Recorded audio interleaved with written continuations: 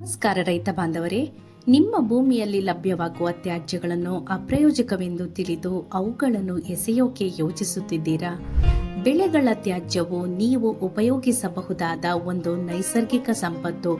ಇವುಗಳನ್ನು ಮಣ್ಣಿನ power bank ಎಂದು ಕರೆಯಬಹುದು.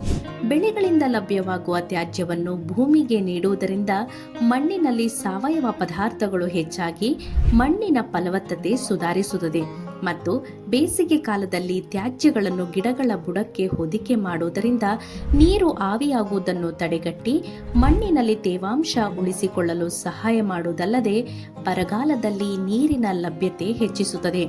ಈ ತ್ಯಾಜ್ಯಗಳು ಗಾಳಿ ಹಾಗೂ ನೀರಿನಿಂದ ಉಂಟಾಗುವ ಮಣ್ಣಿನ ಸವೆತವನ್ನು ತಡೆದು ಮಣ್ಣನ್ನು ಮೃದುಪಡಿಸುತ್ತದೆ.